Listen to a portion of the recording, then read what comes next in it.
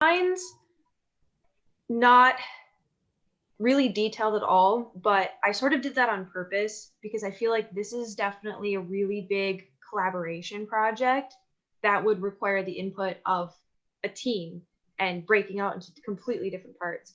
So my main thing is sort of, I didn't want to call it a module, but sort of like a mini module or whatever form it ends up taking. But something that I find, and when I was in Japan last year, and even when we did come online and the biology camp and stuff too, is every now and again you'll get that student who's like, well, I'm planning on coming to America to go to university. Or I had a student come online who was like, not come online, the ideathon. Yes, the ideathon. That's what I was thinking of. I had a student in the ideathon who stayed during the break asking me, like, I'm taking classes right now online as I'm still in high school at an American university, but I'm really interested in going to an American university, like sort of full time as my undergraduate degree. And so I feel like we get this a lot in Global English Camp. We really do encourage these students, like, think broad, go international. You don't have to go to a Tokyo university, but I don't think we have really anything in place to bring them from encouraging them this idea during Global English Camp or Come Online or the Ideathon to here's the step-by-step of how to actually do it. So I was hoping that maybe we could, again, I don't know what form it would take, put something together where maybe it's a webinar series for students to watch in English, or it's sort of a big informational blog type deal where we sort of have a general framework outline of here are different steps 1, 2, and 3 of how to get into American universities, yada, yada, yada, that students can follow and read along. And I also think this would be a really good advertising type portion for Global English Camp and for Toshin just in general, because students have to get TOEFL, students have to practice English, students have to take the Common English exam and stuff like that. And these are all different various steps along the way of looking at universities with the English language as the dominant language. So we could have various, I don't know anything about United Kingdom universities or the process at all. I looked into doing my master's degree in the UK and I'm like, this is so weird and so confusing and I don't understand any of it. Which is why I mentioned that this is definitely a team divide and conquer type deal. Seeing as how the majority of the interns come from American and the UK universities, this is what we would divide it up into. I mean, we've got Judy's from Australia and stuff like that, so we could add that into it as well. But I was thinking pulling from where our interns are coming from because we know all about these processes. And the process would, start off with including how to pick universities, where to look, the decisions behind making the decisions, where you would get the money to fill out Common App, ACT, SAT. A lot of these programs have fee assistance programs that these students can apply to. And I know that's also was a really big concern with some of the students that I did talk to. And when they saw how much applying for Common App was and ACT and SAT and study materials and stuff like that, funding was a really big deal for these kids. And then we could break down the components of, I don't know what the UK uses, but I know I've had a couple students come to me be like, well, how did you study for the SAT? And I have like 2 minutes to give them pointers before break is over.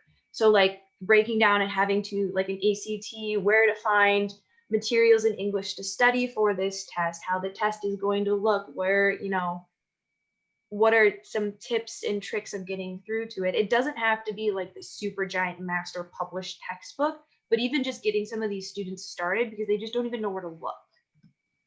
So, and then the big one in America is obviously Common App. And from here, we would branch out. We would how to write an English essay that a college university would be looking at. What are universities looking for in America? I did something in high school and a little bit in my undergrad called the Joyce Ivy Foundation, where they took, after we'd won a scholarship beforehand, but then they pulled from these groups of this group of scholarship winners, and we were a bunch of females trying to teach first gen low income, which is what I am, how to get into Ivy League schools or other elite schools. And they literally had us go step by step through the entire Common App process in any other secondaries and told us from their perspective, from the board, this is how you get in, this is what you have to do. And so it could be something similar like that, like giving them English essays of this is what not to do, this is what to do. And this is where it can get as complicated as we want, and it can get as complicated as much time as we want to spend on it. Because a lot of these things can go obviously more and more and more and more detail, which is why I don't have a whole lot of detail here, because it's a collaboration and determining what form it's going to be in is a whole other process. I know a lot of other interns have been talking about doing modules on the English interview, what to do in interviews, how to dress, what to talk about, challenging an interview that's in your non-native language, and how to approach if a speaker is speaking too fast, how do I bring this up? If you don't understand a question, how do you address it appropriately? And just components like that. And this is, again, I've been talking a lot about the format only because I do see this being as divide and conquer.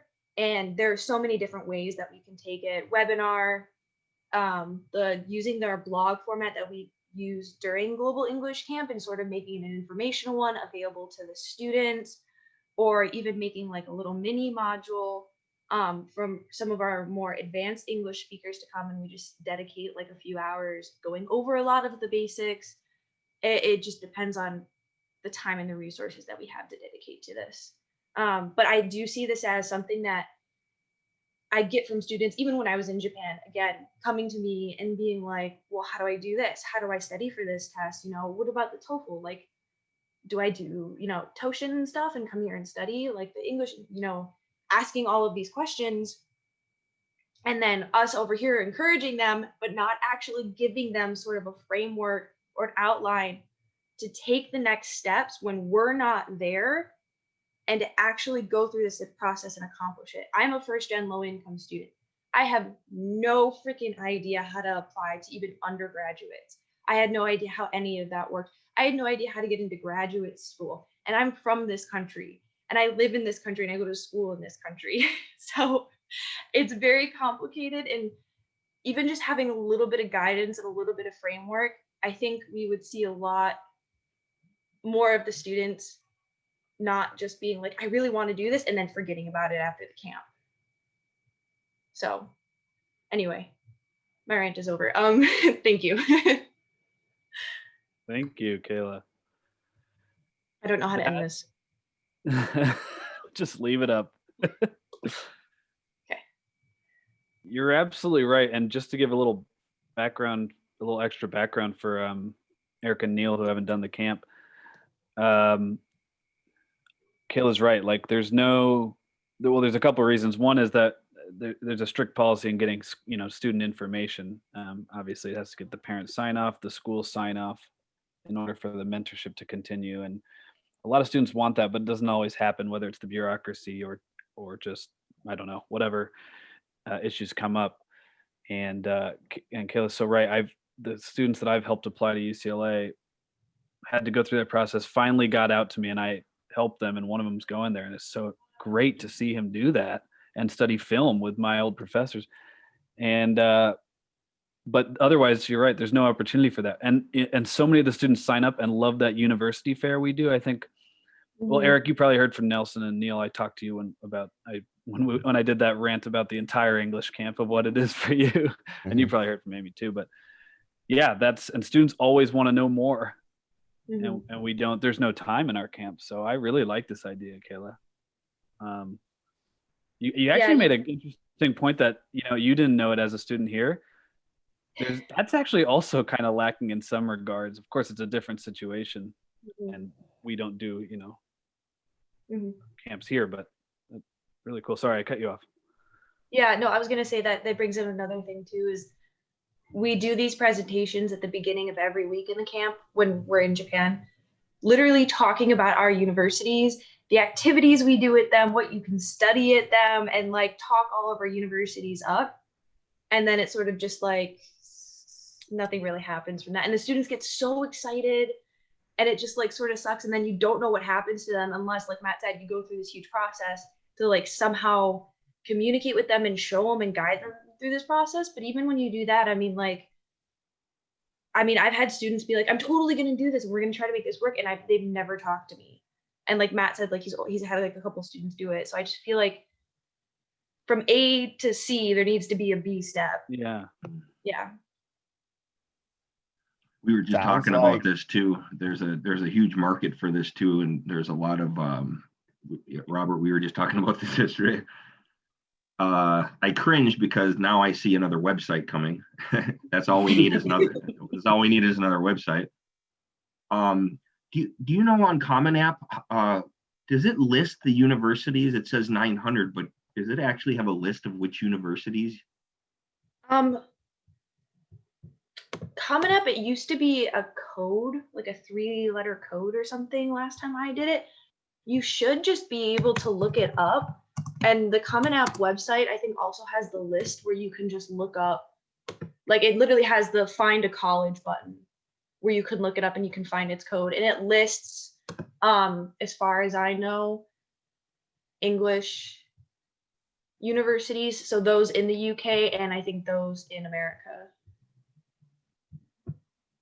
Yeah, it's got a find a college button. Yeah, what a great service we could offer both to, not only Global English Camp members, that would be a great start. This has been a looming project, to be honest with you, is to be able to offer service to students to help them get in. And there's a lot of companies out there that do this, filling out applications and writing their essay. There's essay companies that just assist students in getting into American universities and foreign universities. So another great presentation on something that is, right now the timing is. Yeah.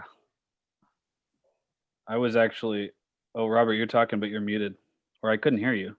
Yeah, right. I hard muted myself. Oops. Oh, But go ahead. I'll speak after. actually, Eric, I cut you off earlier, so I'm going to go back to you. You were about to say something. Okay. I was just gonna say that super helpful. As the first person in my family to go to an American university, I think it's something like this is very much needed. Because I could only talk to my parents so much about applying colleges here. They only knew so much.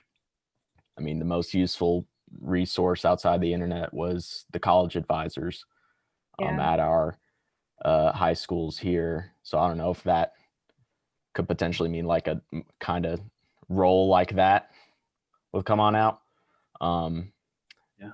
That's the only thing that kind of comes to mind there. But with everything you said, it definitely seems like there's just that A to C and just there's that one line of communication just missing. Mm-hmm. Yeah, actually, that reminded me. Sorry, and then Robert. Before I forget, I just was talking about this. I know Brian and Robert, we were talking about it on Sunday. Was it my girlfriend's family place, and her mom was saying, "Hey, I know you guys do English teaching online. I've got some students for you." Which, Brian, we got to discuss it. So it's exciting. We'll get some more students they're local, but they're also first generation. Their families move over from China recently. So some of them actually grew up in China, moved over here. Some just moved over here, et cetera, et cetera. And I was saying all the things we offer, and she was really interested in programs and connecting us with China to do an online program, which obviously we were trying to do. And Kayla was obviously very involved in that in our online in Japan. But then she said, "But do you do any writing?" And I said, well, we can do that in lessons, but it's usually focused on speaking. And she said, there is a massive desire for writing courses, specifically preparing for college.